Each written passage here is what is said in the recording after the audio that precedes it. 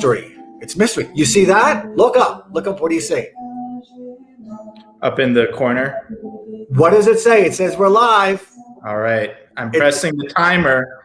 Keep ourselves honest. There we go. Now we're live. But I get an extra 30 seconds. Right now. I get an extra 30 seconds because I'm turning down my music. That's 20 seconds right there. Watch this. Give me an extra 15 seconds for it.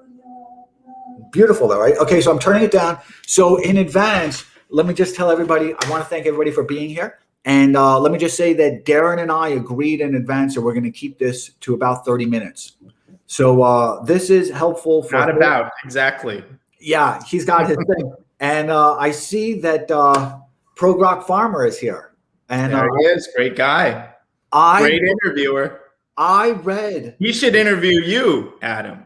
Yeah, maybe. I read the interview that he did. I would love to see that. I read the interview he did with you. Did you read the one he did with Cernovich? Did you read that one? Oh, I read all of them. They're all great. Oof. Yeah. That is amazing. And it was such a thoughtful one. So Progrok Farmer says, stay focused. We're going to stay focused. We're going to stay focused. So I want to thank everybody for joining us. We're going to stick to that half-an-hour schedule. And I'm going to begin with how Darren and I decided to do this. And it was very spur of the moment. I pinged Darren in response to this. Actually, let me just take off this comment first, right? So everybody can see it. I saw this tweet from Columbia Bugle, and it was a very thoughtful tweet, and it was addressed to myself and to Darren. Such a good question. Question is, how would you explain to someone unfamiliar with much of the truth about January 6th, the anti-American treatment of the January 6th political prisoners, why people should be concerned, and what happens next? This is an important question, same type of question I posed to Jack Posobiec, which is, if we're going to be able to solve this and to get public opinion on our side, we're going to need to explain to our neighbors and friends what this is. Right. You're an expert, Darren, so I need your help. Can you be responsive to that question? Absolutely. It's a great question. And I would say, as great as a question as it is, the questioner is even greater. So I'd like to take a very quick opportunity to give a heartfelt shout out to Columbia Bugle.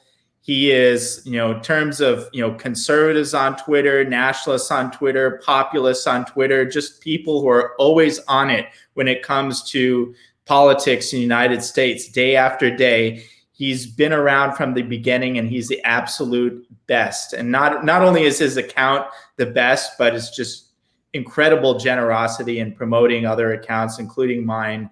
So you just can't do better than Columbia Bugle. Absolute rock star. So I give shout out. I give my respect. It's a great thing that he's around. And now let's work on that. So let's get to the question. Let's get to the question now. The question basically, how do we think about an event like Jan6 and the political prisoners and all of this? And of course, it's a lot to take in, and it can be approached from many different angles. From my perspective, and I think from the perspective conveyed on revolver.news, it really approaches it from the angle of what I perceive to be the most important development within our politics recently, and that is the intense and conspicuous, really at this point, undeniable fact that our national security state in this country, our national security apparatus in this country has been weaponized politically and domestically against more or less what we can describe as Trump adjacent people, the populist energies associated with the victory of Trump. And that includes, by the way, certain anti-establishment energies technically on the populist or anti-establishment left. And the weaponization of this national security apparatus, the biggest development, and it's a key theme running throughout really the brand defining stories in revolver.news's relatively short life, including the color revolution story, which was so sensational and important and very memorable. What that was really about was the fact that elements within the government, specifically this color revolution Atlanticist subgroup of our national security state, was employing many of the same methods that they used abroad domestically.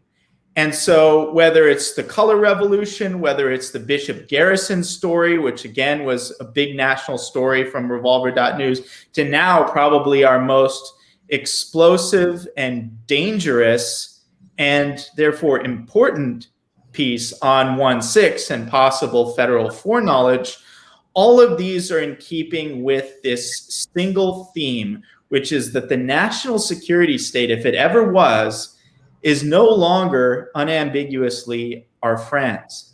And as an addendum to that, I'd like to make a point that I've made elsewhere, but I really think it's worth emphasizing because it underscores the difficulty of this heavy lift from a narrative perspective. And that is this.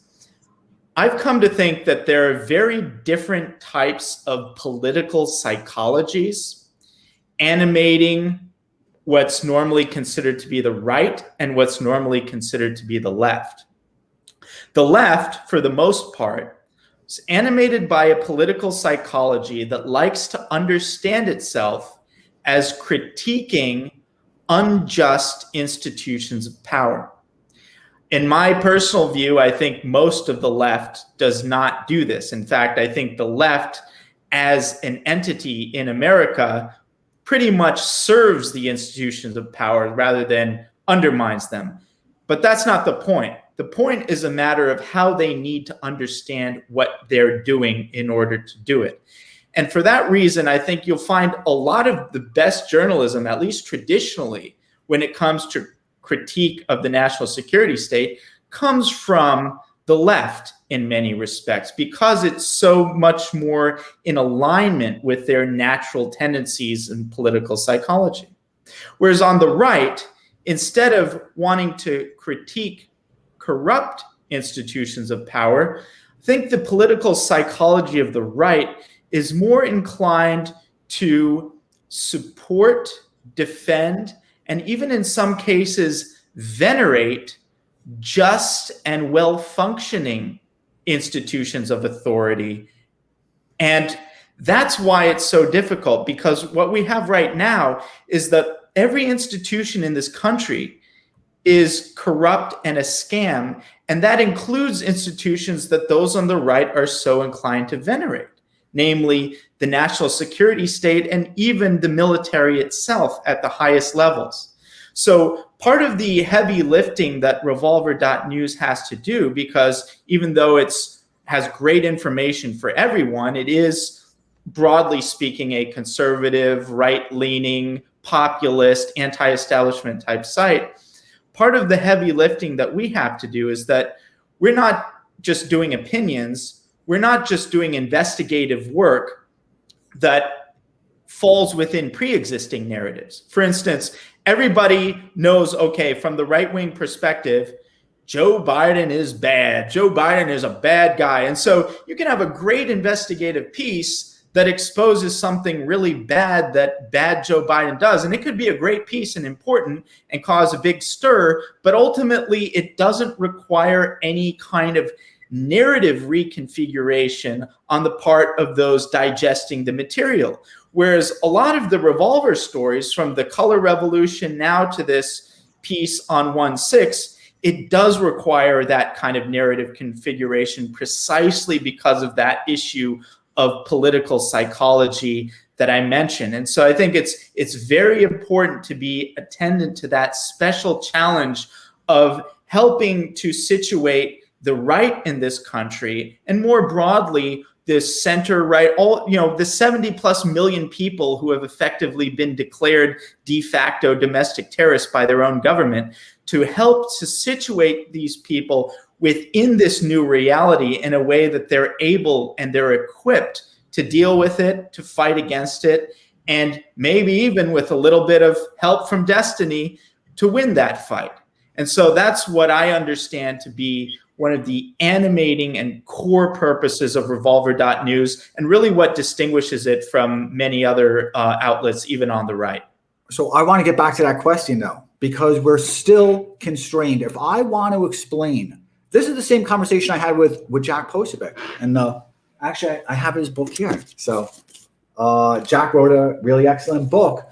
And I had been hounding him for so long. I'm very intrigued by Antifa. And I discovered in trying to discuss Antifa with people that I felt that I didn't have the language, the flexibility of the language, because so many of the words that I would normally use to be able to describe them have been kind of taken out of regular use. You certainly can't share a lot of them on social media. You're just really constrained, and they've changed their meanings to be very absolute type of things. So it's difficult for me to be able to explain to somebody what Antifa is.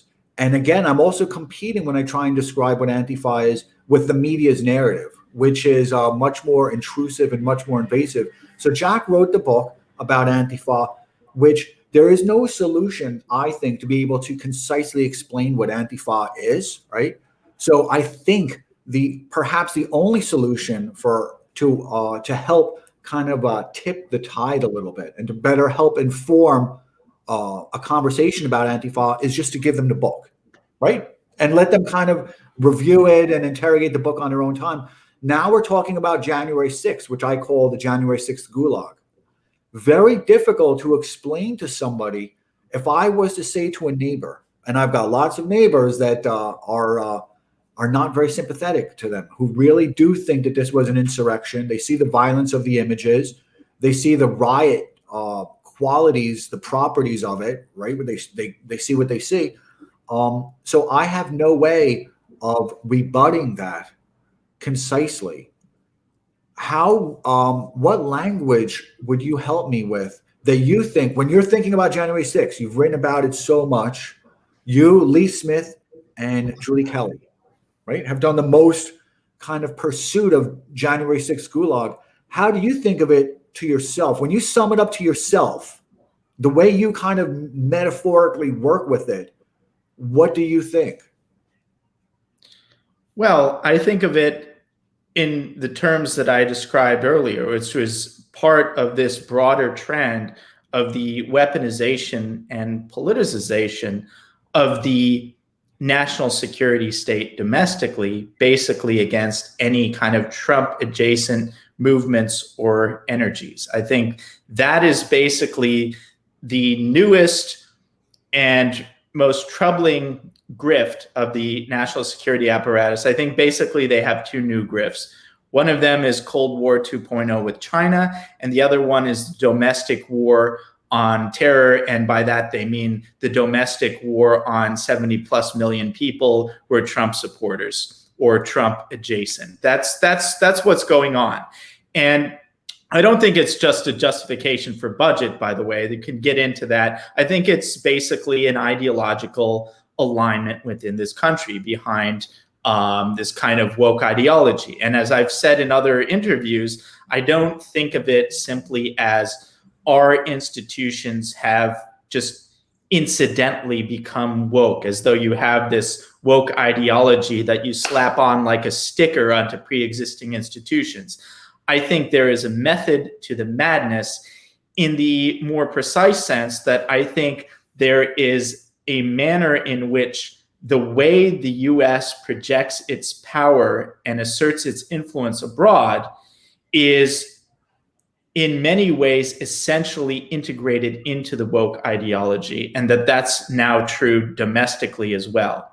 And it gets back actually to one of our really original classic stories about the color revolution. So when you see, if you can look at straight up use of military power as an exertion of dominance and influence, or you could look at the color revolution model, which entails mass mobilization along political lines. And it involves, among other things, leveraging media assets in order to identify and exacerbate pre-existing ethnic tensions. And so you see that in the rhetoric, for instance, with China about the Uyghurs. You see that in the rhetoric directed at Myanmar in relation to the Rohingya. You see that in the mobilization of young women college students in Belarus. So there is a manner in which the kind of woke ideology is essentially integrated into the means with which the U.S. projects power. So I think that's also something that really needs to be understood in light of this new development, whereby we have a complete consolidation on the institutional level ideologically, and you see these purges going on, and you see, really, I see January 6th as a major narrative pretext to advance this purge into its more developed stages. Okay, so I'm going to try some language on everybody. So I'm going to look at the comments as I say this. One of the things, and I see Prograk Farmer. So, oh, that's not Prograk Farmer. This one is. So I'm going to try some language with everybody, and I want you to respond to this and tell me what you think.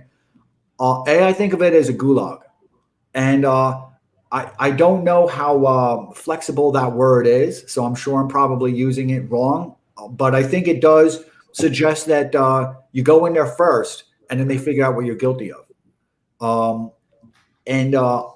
Another way I think about it is Patriot Act 2.0, and I think about how we've taken the rhetoric that we had with after September 11th. We've taken all that rhetoric and we've really copied and pasted it now to that tyranny has turned inwards, and we're now using it internally. And I think people know that media and the elites are taking over, but they also feel powerless to be able to explain it to their own neighbor. So I'm also looking for that language, because most of us will just say, hey, you know what? The elites are taking over. We're powerless because we can't even describe it to each other. Does that make sense? Right. So the only way that now that we can kind of convene and to get the force of public opinion is to be able to define what this is. And we need that language because very soon I suspect that the elites are going to start doing the same thing they did with September 11th, which is they started creating a new language of torture, right? I forget all the different terminology that they created, but it first gave them the convenience of being able to deny that they were torturing people, because they're like, no, we're doing renditioning of people. Remember that? Right. Which is now the same type of thing. So they're going to be able to say that was John Ashcroft and John Woo or whoever. I don't know. Right. But now, evil mediocrities. But we have that same limitation now that we're going to be up against a media that's going to be denying that they're torturing these people. They're going to say, no, we're renditioning them, and we're going to. No, I mean, it's interesting that you mentioned that. And, you have fancy words like rendition for what amounts to torture. You have fancy terminology, fake fancy, really, a peasant version of fancy, term like critical race theory for simply incendiary anti-white racist rhetoric. And who knows, maybe the latest advancement in critical race theory is to offer white school children an opportunity to be waterboarded and to purge themselves of their white privilege in that fashion. You never know. So the parallels could be endless, but it is, it is absolutely in parallel with the Patriot Act. It's a Patriot Act 2.0, and it's a Patriot Act which, ironically enough, is specifically designed to go after genuine patriots. So in that sense, it might be even more appropriately named. But that's what this is. This is the full consolidation of our government along ideological lines to purge not only the government, but the public square of any kind of political affinities that might offend or get in the way of the agenda of the corrupt ruling class, the ruling class of a great nation that used to be called America, and which now I've come to call the globalist American empire. So, and I'm still, and I want to be respectful of everyone's time because we promised 30 minutes and you've got your little thing, right? So and I'm very interested in how other people would describe this, because what I suspect will happen next is, and I've been saying there's going to be camps for a long time. I texted with Lee Smith today, and you and I discussed Lee, right? Because he's such a gentleman, and he's truly great guy. No, he's great. Yeah, he really is, and he gave me a new way of thinking about it, which is that this is, and I'll leave the precision of the language to him, so I'm just going to go directionally, all right? He said this is an invading force. And they've just got, Biden in there to kind of codify their rule. But this is a hostile invading force. And that's how they're treating the citizenry, particularly, and unnecessarily, I guess, cruelly. So we're still trying to figure out January 6th. If you were to explain it to somebody who's completely unfamiliar with it, would you describe them as being innocent, or how would you describe their incarceration and the circumstances of their incarceration and the failure to kind of get any type of quick legal, remedy to progress things through the judiciary, through whatever it's called, this the legal stuff. Yeah. Well, on this specific question, of course, the great Julie Kelly at American Greatness has been all over this issue to tremendous effect. So give a lot of credit to her. And it's true. We've got hundreds of people basically for doing nothing, for hanging around, for doing God knows what, nothing serious at all. We're being held under extremely abusive conditions that if they were happening in another country that wasn't playing ball with us on energy policy, we would describe as authoritarian, unjust, and as a rightful pretext to overthrow the regime. So this is what's going on right now in our country. To call it third world, I think is almost to be too generous in terms of how things are actually playing out. And it's a shameful thing, and everyone should be against it. But again, like everything, this is politicized. And so as much as I would love to be able to convince those who are on the left or on the other side, or who kind of take their politics from the regime media, I think the first step is really to get us on board, to get the broader right wing on board, to get them aligned with the right narrative. And I think that's part of the reason that this revolver.news story, the latest one on 1/6, generated such apoplectic hysteria, and I think really fear on the part of the left, because they're perfectly content to have the right wallow in narratives that might be true, but ultimately not really threatening, to say, oh, they weren't really doing anything, they were just taking selfies, or, oh, it was left-wing infiltrators. Again, those may be true, but just to calibrate the narrative a little bit and change the narrative to the entire focus on 1/6, to what I think is the only question that matters right now. And that is, was 1/6 an intelligence failure, like Christopher Wray says? And by the way, intelligence failure serves two functions. One, it distracts from the alternative possibility presented in the revolver.news story. Was it actually an intelligence setup? So it distracts from that possibility. But also, if it's an intelligence failure, what does that mean? Well, I think we all know what it means. It means more budget. It means more money for the security apparatus. And it means an enhancement of what already amounts to dystopian surveillance state. So we're going to go on. Vigilate citizens still more. I want to be respectful of your time, and I see that Tracy Liu is here. Tracy follows, and Tracy was actually the one who posed a question to you several months ago on one of our other periscopes, where she inquired about why you call the United Kingdom, the UK, an evil country. Remember that? And your response, I thought, was harsh. And then everyone's response to your response was, he's right. He's right. Right. And so it's very interesting. So I want to thank Tracy so much for being here. And then Prograk Farmer again. So says the left fights battles over syntax itself. Now, this is also a difficulty I feel that I've had, is that the right, and I'm not right, everyone knows I'm a New York liberal, right? But my side, whatever side that is not permitted language, the freedom of language, and to convey kind of some emotive content, some emotional content to language, while as the left is. So they still have kind of a robust, albeit corrupted and kind of stupefied language. They have more words. They have more emotional content that they can convey.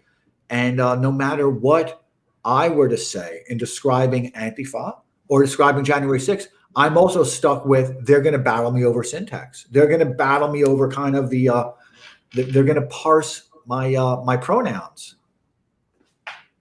Sure, but I mean, ultimately, so what? I mean, like I said, my chief objective, other than just uncovering the truth, which I think is important in its own right, but I think the first step is getting the right and the proper narrative, getting the rhetoric on the right straight, rather, before we go against the other side effectively. In fact, we need our side in order before we can go in the other side effectively. And I think one reason that everyone, especially the left-wing or regime media, was so terrified of the Revolver.News piece, that did help to redirect our attention on 1.6 to that extremely dangerous, subversive, but ultimately important question: is this a setup, an Intel setup? Okay, with that, or was it an Intel failure? I don't know who this is, but I don't know who the person is that they're referring to. But ProGrac Farmer, again, thank you so much for contributing to this conversation. Says you guys are half done. We're more than half done now. Throw out your clock, Darren. Come on, you know that. Amanda Milio said the same thing. So ProGrac Farmer says you guys are half done. Get to the juicy stuff. Is Ray Epps a Fed? I don't know who Ray Epps is. And also, let me say that in advance, I'm going to take up another 30 seconds. And Darren and I have discussed this offline.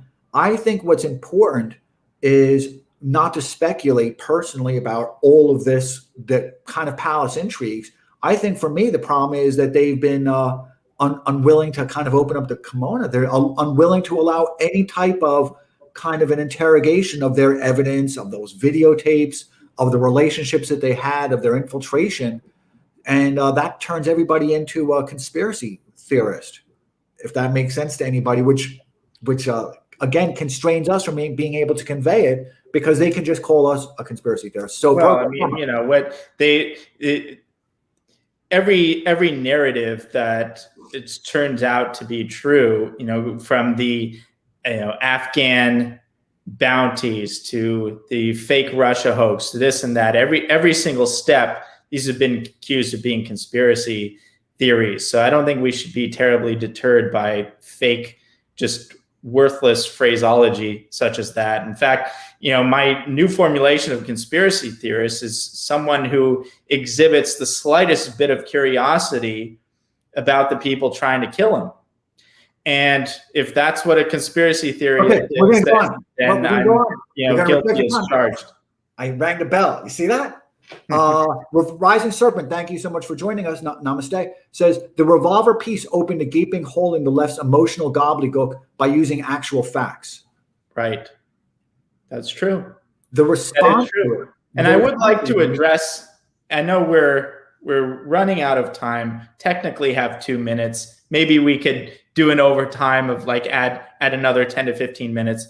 But I would like to address some of these just extremely, I don't know how generous I really want to be in describing these, but the most generous description would be these are extremely trivial objections that have been blown up into something that they're simply not. And the entire media seems to have rested a hat on this exact phrase of unindicted co-conspirator.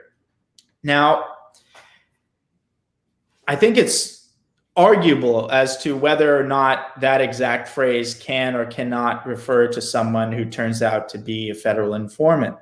But that's not even an argument that I think is particularly important or that I'm interested in having. In fact, assuming for the sake of argument that I were to concede that no person specifically referred to with the exact phrase unindicted co-conspirator is a Fed, it's entirely beside the point. The only point matters from my point of view, that matters into uncovering the truth of 1.6, is, are any of the people who occupy senior positions within the key militia groups that the government imputes to 1.6, are any of those people referred to within the 1.6 charging documents variously as persons X, Y, Z, and individuals, so forth?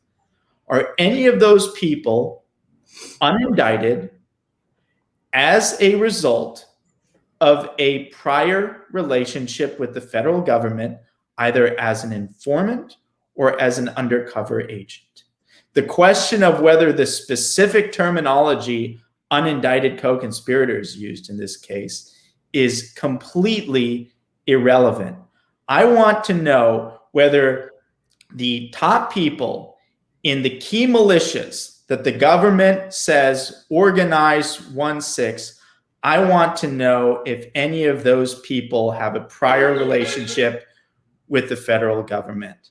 That's what matters to me. That's what matters about Jan6. That's what matters about getting to the bottom of this narrative that's been used as a pretext to define 70 plus million Americans as de facto domestic terrorists. I'm going to divide that then. I'm going to break it down into kind of bite size, so we can kind of pursue that a little bit. So as a speechwriter, right, just looking at how you would deliver the message, how would a Trump supporter, how should a Trump supporter talk to their neighbors or their coworkers who don't get it? I mean, just as a speechwriter, what words do you think would be helpful and economical and elegant to be able to explain what's going on to them? Well, I mean, depends on the person, it depends case by case. I think the start is if the neighbor happens to be somewhat remotely sympathetic to the right, you say, look, is this an intel failure or an intel setup? Why is the entire national security apparatus in this country become weaponized politically and targeting normal people who happen to have voted for Trump or have sympathies with Trump or have broader anti-establishment sympathies? Why has the national security state become politicized and weaponized? Is this the right thing? Because it certainly looks like the type of authoritarianism that we impute to other countries as a pretext in many cases for regime change. And it's not even simply the authoritarian as such that's objectionable. There are varieties of authoritarianism, and ours is especially grotesque and repulsive. So what I have found is when I try and discuss it with people, and just as I discussed with with Jack Posobiec and about his book, The Antifa, is there's a weakness that I have in that this person is getting inundated with all these images and in fact, if you take a look at the way CNN is constructed, CNN is designed to answer questions for those people who are unsure of how to rebut people like us. And I watch it with, in that framework, if that makes any sense to you. But so for me, I'm stuck with a bunch of kind of maybe dying metaphors. Right? They're just not kind of technically helpful. They're not very vivid. So I have a difficulty just kind of economically and elegantly explaining what it is. And I find myself just kind of ad hoc taking a lot of metaphors that have been used and kind of worn out and stitching them together because that's the language that receiver will know. Mm-hmm. I don't have a unique language to be able to explain this. And if I were to try and have that conversation on social media, I would, and just kind of broadcast a message, I'm not permitted to, because many of those words, have associations already built into them within their algorithms. So I'm still very curious, and I know I've been interrogating you about this kind of cruelly, but I think it's important how we can explain this to our neighbors who know that there's something wrong. They know that it doesn't make sense for somebody to be in jail for 6 months, for there to be kind of, these nonsense charges. But I don't have the language to be able to explain it. And I do need your help. I think all of us need your help because Revolver has done so much with giving us all the kind of the ammunition. But now we just need a way of firing it. Like you've given us a lot of arrows. You've given us a tremendous amount of arrows. I like this, right? This is a metaphor. You can have this one. You've given us a lot of arrows, but now we need a bow. So I'm asking you for that bow. Well, I mean, it depends who the neighbor is. It depends who the neighbor is. Depends who your audience is. I don't know who the audience is. If you're saying it's somebody who's already disturbed, who feels that there's something wrong, then you explain just very clearly what's happening, which is that these are political prisoners. There are people being held in prison under severe conditions, basically because of the political views on behalf of which they were protesting. The DHS declaring white supremacy as the #1 national security threat. That is the political weaponization of our national security apparatus. The same position that Muslims were in under 9/11 is the position that anyone who has the remotest sympathies toward President Trump or the agenda he ran on is in right now. So and either someone thinks it's good or someone thinks it's bad. You can even drill down in specific cases. You say, you remember that terrorist attack on September 11th? And they'll say, of course I do. That was the biggest event in American history. I say, no, not the planes, not September 11th, the first one, the first World Trade Center bombing. They say, yeah, maybe I vaguely remember it. And then you say, what if I told you that the FBI knew that there was a plot? And in fact, what if I told you that the FBI informant in this case actually assisted in building the very bomb that ended up blowing the World Trade Center? What if I told you the FBI had an opportunity to stop it and they didn't? How would that change the way that you think about the first World Trade Center bombing? And then either they say no, in which case, what can you do? You can't save everyone. Or they'll say, my gosh, I had no idea. That's insane. Are you sure? Then you show them the New York Times article. You play for him the audio recording of the informant in question. They say, oh my God, I can't believe it. And then you say, well, if that's messed up, what if I told you that key people involved in these groups that the government says organize and plan 1/6, what if I told you these were government people? How would you feel about 1/6? And then you get an answer. There are many different ways to approach it, but I think, some people, a lot of people, unfortunately, as a result of political conditioning and psychological conditioning, they're thrilled with the prospect that the government apparatus is set up to imprison their political enemies. There's nothing much you can do about those people except fortify your own team, which is what I'm trying to do. Fortify our own team, because people ultimately respond to power. But if you have people who already think that there's just something going wrong and they just need a way to articulate it, you focus them on the problem. And the problem, in my view, as I said at the very beginning of this stream, is the political weaponization of our security apparatus. That is the problem. It's the biggest and most important trend going on in our politics today. And basically anything that doesn't address this, I said this on the Tucker Carlson show and I meant it, and I mean it right now, is that unless we get this security state in its proper place, unless we bring the security apparatus to heel, including the FBI, we do not have a real country. We do not have a free country. Unless we do that, all of the politics, all of the political rhetoric, all of our political debates, all of our politicians will be fake and performative. If we don't bring the security state to heel, we don't have a country. So let me understand this then. And Cernovich, I think today, and Cernovich is like, I think of him as a attitudinal survey of America. I really do. He's very reliable at that. And right. And he's great on this issue as well. He understands it. He does. There's yeah, he really does, and he's very helpful with it. And he said what you just said, that half the country would be celebrating the prosecution under any circumstances of their foes. Right. And so then two things, and then I know there's some things here, and then we're all going to go. But so then two things is, let me understand in response to in response to this, right? And let me get this up again. In response to Columbia Bugle, Columbia Bugle says, how would you explain to someone unfamiliar with much of the truth about January 6th, the anti-American treatment of the January 6th political prisoners, why they should be concerned and what happens next?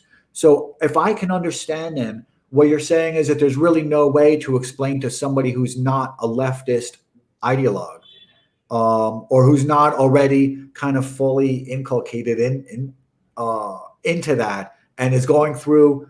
There's no way. So what you're saying then is that there's no way to explain to somebody who's going through the progress of struggle sessions, right? If they're already on that struggle session assembly line, you give up on it. You can't do it. So what you're saying then is the revolver pieces that you're doing and what you suggested in how to kind of articulate this is that what you're attempting to do then is to just fortify the public opinion of the conservatives and the people who already get it. Is that the way I understand it? That you're trying to get the public opinion together of the conservatives and the people on the right.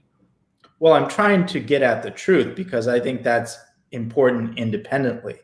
But in terms of political objectives, look, you need, like, this is kind of outside the scope of this discussion. It gets to how do people formulate political beliefs? People, for the most part, don't formulate political beliefs, I think, on a rational basis. They form it through massive repetition, hearing them over and over and over, seeing how various political beliefs function within the status hierarchies that they inhabit in their world, seeing how they relate to various prospects for professional advancement. There's a whole ecology set up around certain political beliefs, and basically the regime narrative on things is deeply integrated into that ecology, which a lot of people inhabit. But there's a bigger and bigger section of people who don't inhabit that space, more than half the country, a lot of extremely intelligent people looking at how dysfunctional the country has become and starting to ask questions. The more that the globalist American empire consolidates or attempts to consolidate along ideological lines domestically, the more it loses power and prestige on the global stage. The globalist American empire is and will continue to be humiliated on the global stage, which also makes a lot of people, especially people who would be more situated in the ruling class in a more functioning society, ask questions. So you have to address different audiences in different ways. Okay, so there's three things. Saying that if somebody inhabits that kind of ecology, that sort of political ecology where their opinions are dictated by the regime narratives, and that's deeply integrated into how the status hierarchies of their social network function, you're not going to convince them with an article or the truth or anything like that. Maybe on a one-to-one basis, but what Revolver.news I think is doing very well is it's reorienting the people who are asking questions, the people who do sense that something's wrong, the people who do feel it in their bones, and it's helping to focus that sensation where it really matters, where it can actually be effective. And in this case, in particular in the 1/6 case, where that sensibility can be effectively focused is on the question, what did the government know? When did they know it? And were they involved? When the energies are focused on that question, the other side goes absolutely nuts. Okay, so three questions. For good reason. So because it is a very, very dangerous and important question to ask, because it's a key that unlocks the entire truth to this 1/6 episode. So we're going to actually close we're going to close in a few minutes, in just about 3 minutes, because I want to drill down into that, because what you said is so interesting that you want to have laser-like focus on that rather than all these kind of peripheral entanglements and over complexifications, right? Which is obviously what's going on.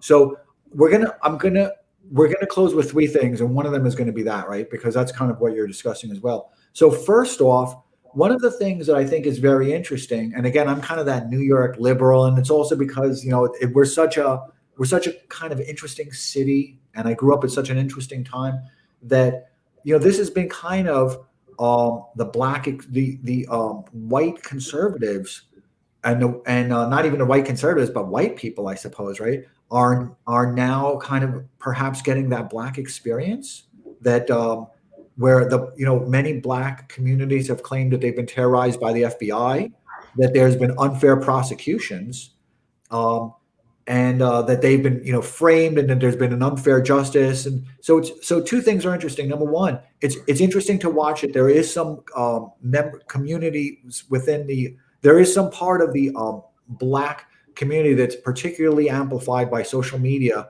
that is the most military belligerent and most diligent in defending the FBI and all this criminal type of stuff. So on one hand, they say that there's police abuse and there's FBI abuse that victimizes them, but they don't want to give the whites any claim to that. So is there any way that you see that there's three questions that can be reconciled at the black experience and what remains of the black liberal left, right? What remains of it, because I know it's been Black Panthered away, it's been Wakanda forever away.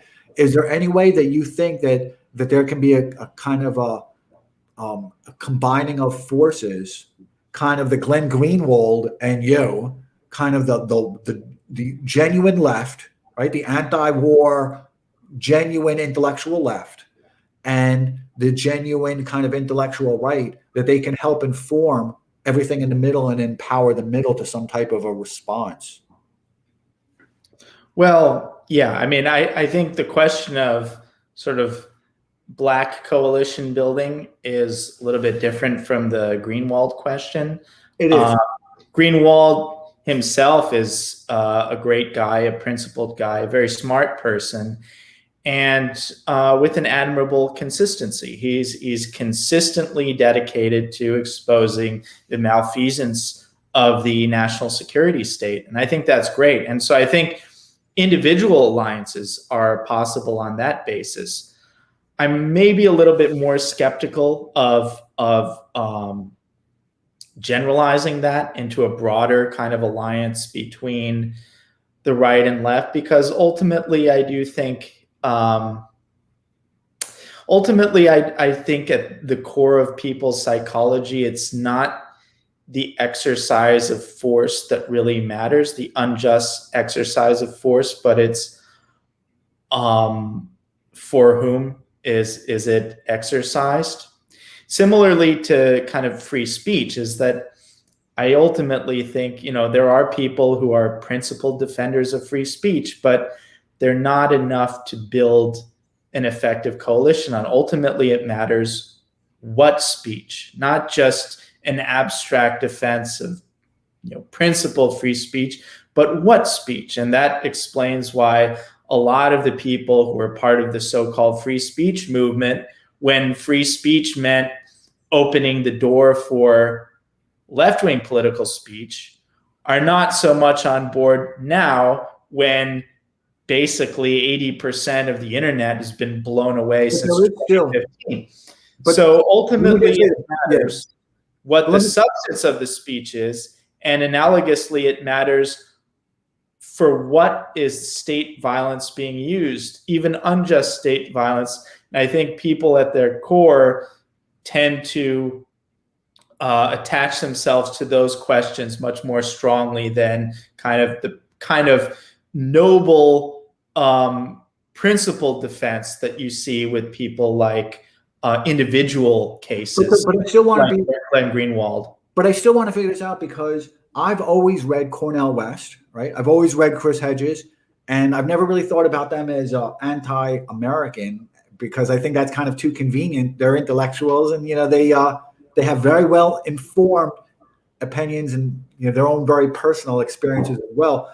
But if you take a look at what's happening in Baltimore, as soon as Trump said Baltimore is whatever language he used, whatever inflammatory words he chose, nevertheless, there's a truth to it.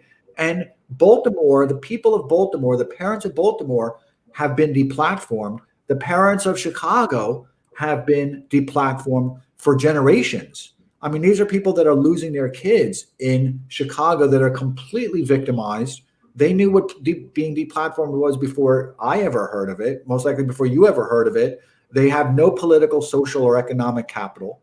So is there any opportunity that you see just from, what you've been writing, the responses to it, kind of the interactions and intimate encounters that you've had with other people with, different views, and kind of how that you guys can kind of coordinate some type of a response? Do you see that there's any opportunity to have any alignment between kind of the Baltimore parents and now, is there any, what I'm asking is there any type of an opportunity for a high fidelity alliance between the Black communities that have felt victimized by the FBI and the legal system, and what's now being experienced by, whites and conservatives? I think on a limited case by case basis, yes. In a general sense, probably not. Again, because the substance matters more than the form. The issue of unjust exercise of state force is an abstract principled issue. Ultimately, I think as a matter of mass political psychology, coalitional psychology, it matters on behalf of what is that unjust force being used. And in the case of, again, carving out possibility for notable and maybe even very important exceptions, but I think we're talking about different types of political factions that are mobilized very differently within the context of American politics. And it's, it sounds bad. It's like one of those questions where it's set up for me to say, of course, this is a great thing. We should make these coalitions. And I have nothing against it. And I would love to see genuine coalitions on this basis. But I kind of have to resist it because there's this constant mirage, this constant attraction to build these coalitions that really have no, I think, ultimate basis, that are kind of wishful thinking, when I think really the power comes from building, making sure all of the people who are already on page are fortified with the right rhetoric, the right concepts, and are directing their energies in the right place, and not constantly spinning their wheel with these distracting narratives. So what that I think is a much more powerful thing. And it's not an issue of like, Black or not. There are Black people who are Trump supporters and would want to be defended on that basis as Trump supporters. But I think you're talking about an entirely different type of experience with these Baltimore examples. And again, there could be isolated cases, but I'm skeptical as to whether that can form the basis of a real political coalition, in the same way that I'm skeptical as to whether the defense of free speech as such can be the really basis for a political coalition, because ultimately it's not the free speech that matters. It's what people are saying, what kind of speech, what are they advocating for, that at the end of the day is what really drives these coalitions. Okay, so and we're almost going to wrap up. There's a question here that I want to be responsive to, so I'm going to put it up here, but I'm going to make one observation, right? I said there was 3 things. That's number 3. The second thing I was going to say is, I firmly believe that there's going to be camps, right? I'm very familiar. A lot of people know I'm very familiar with certain systems, people operation systems within China, particularly economic operating systems within China. I think I'm probably a specialist in my office, is definitely specialist in. And part of that has also been learning a lot of their diplomacy, which is a different language, and learning kind of a lot of the cultural issues that have shaped it. So I think that there's definitely going to be camps. I think we're already seeing it, that this is kind of a franchise model that's going to get rolled out across the country, January 6th. Mm-hmm. And at the same time, I think that there was, Lee Smith said today, this is a conquering regime, essentially. I'll let him use, I'm saying it directionally. His words are much more precise and much more, better phrased and elegant and informative than my own. So I would say that there's definitely going to be, that this is a franchise. January 6th, the Gulag is a franchise that's going to get rolled out around the country.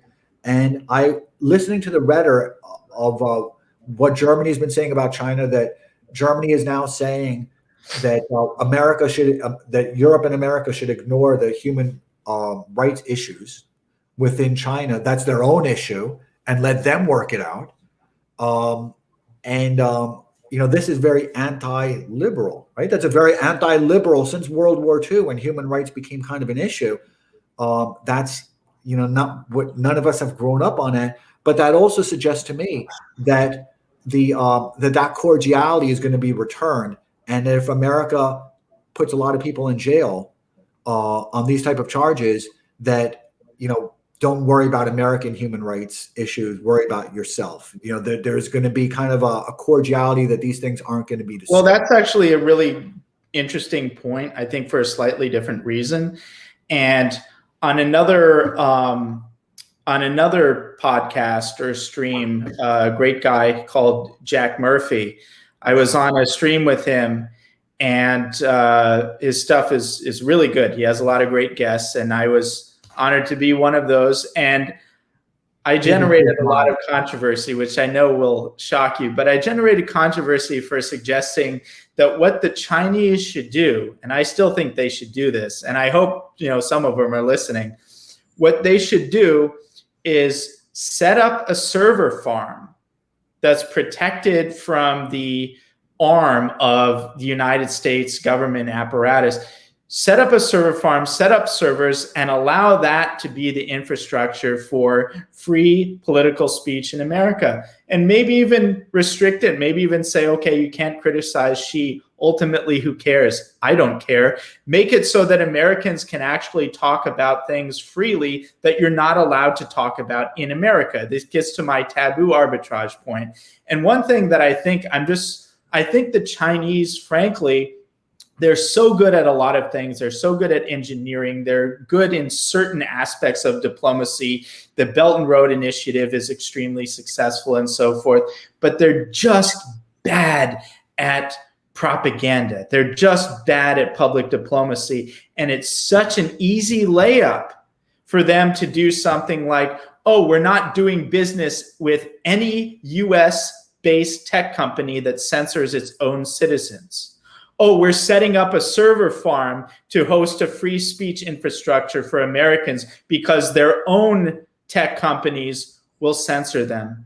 And similarly, I think they should have at their best universities, they should offer chaired positions for American academics who have been fired for studying things that you're not allowed to study in America. And so they're really making a mistake in not identifying, not leaning into these human rights abuses in the United States. And maybe ultimately they're going to have to start offering people asylum. So I think it's part of their political simplicity, their complete lack of understanding of how politics actually works in the US. And partly that's to their credit, because this mind virus, the craziness, the utter lunacy of the West is so far removed from Chinese comprehension that they don't even know what to do with it. Well, that's partially to their advantage. I want to be respectful of your time, Darren. They need to start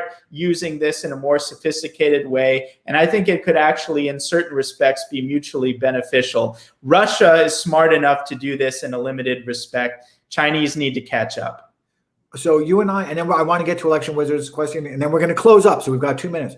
So I will say that you and I discussed in our very first Periscope, my fear, and I discussed this with Paul Gottfried on this thing also, is that we will lose Hollywood. We'll lose Hollywood in terms of the quality of our movies. I don't watch TV. I don't watch movies. But over the last year and a half that everyone's been locked up, I think it's been kind of unavoidable. It's so intrusive, right? That I've tried to. Our movies suck. They're horrible. I think Amanda Milius wrote a quick thread about why our movies are bad. And she said because of our reliance on CGI and our reliance on these type of superhero characters. And she knows more about it than I do. But whatever she said made a lot of sense. But our movies are horrible. And if Chinese movies are horrible also. And now they've become horrible in the same way.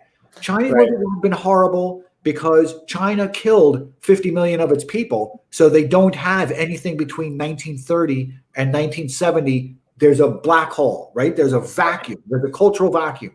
So all of the Chinese movies are about this mythological past, right? Where everyone's flying around with swords and or they're fighting the Japanese, right? Like a Bruce Lee type of Ip Man type of thing. or their movies are about a far off future where it's all fantasy. American movies are now doing the exact same crap where we don't have a present. Our present is only woke. We don't have a present, and our past is completely being rewritten so that we're not making films about it until there's some agreement that what it was. So that's another idiotic thing. Like if I were the Chinese, I would find who are the really talented directors who aren't allowed to make great movies in the US because of our stupid dystopian woke culture that just celebrates ugliness, and identify who those are and just say, hey, here's an insane budget, make great movies for us. That's what I would do. That's what they should do. See, there's so many just easy layup ideas, and it's really shameful how horrible they are in terms of, playing the game at the highest level when it comes to public diplomacy, when it comes to propaganda. Okay, so now we're going to close up with this, and it's such an interesting question. So let me find it. It was from Election Wizard, right? So hold on. I'm almost there. And the question was essentially, while I find it, okay. For instance, what about this? Why don't the Chinese find one of the most talented but like canceled directors in the United States and say, we're going to give you $100 million budget to do a movie about the persecution of the political prisoners of 1/6? There's a reason that this no-brainer. Well, there's a reason that this isn't happening yet, and without going too much into the culture because it would bore everybody, but China is fighting its own war against this diaspora that's been exposed to the West and has a concept now of what the West legal system is, because remember, China doesn't have a real legal system in the sense that we are used to it. I bore you with all this type of stuff, particularly on the civil type of things. Business-wise, they're beginning to have some type of a legal system. They don't have any human rights systems over there. You're familiar with it. So they're still fighting the battle against their own diaspora, but now they're beginning to win it finally because they're persuading their diaspora that America sucks and just go over there and make a lot of money. Yeah. And it's really a problem. They are playing checkers. Russia's playing chess, but they need to start playing Go. I love that. They need to start playing Go. So we're gonna close really with kind of the question where we began, but now it's the etymology of our conversation, and now it's kind of taken off this branch. So we began with this. So let me just remind everybody and you where we started. We started off with Columbia Bugle, Adam Scrabble, Darren Beattie. How would you explain to someone unfamiliar with much of the truth about January 6th, the anti-American treatment of the January 6th political prisoners, why they should be concerned, and what happens next? And to kind of sum up, and it's an unfair summary, but I know you'll follow up in Revolver and do all of that, is to sum up, there's no way to persuade somebody that's already going through the progressive steps in struggle sessions, right? If you're already in the Chinese jail, you're going through successive struggle sessions. It's not just one type of admission that you need to make in those struggle sessions. You have to go through years of like that, right? So you're saying that there's no way of fixing that problem, but what we can do is kind of create more cohesion. And the other thing you said is that we now need to focus laser-like on what it is and stop being distracted by what it isn't, right? So I want you to explain that. And as you explain that, can you also, because it segues so into it and we're going to close up, can you also be responsive to Wizard Predicts, who says, if the GOP captures the House or the Senate in 2022, we must demand a church committee. I want to address that first, because there is some cantankerous personality out there who seems to have some type of following, and maybe he's sincere, maybe he's good. I've forgotten what his name is, but someone who's really focused his criticism on this Revolver.news piece by saying, oh, this idea of a church committee 2.0 is a disaster. This is horrible. This is horrible. As though this is the actual point. You release a piece that is a complete game changer narratively that refocuses everyone's attention on the question that matters, namely, is 1.6 an Intel's failure, an Intel setup? And then you have someone attacking it because as part of talking about the piece, I said, among other things, we should have a Church Committee 2.0. For those who don't know, Church Committee was basically a committee in Congress that was set up to investigate and correct the abuses of the intelligence community. And the objection on this individual's part is, oh, it'll never work because our Senate is corrupt and so forth, so forth, so forth.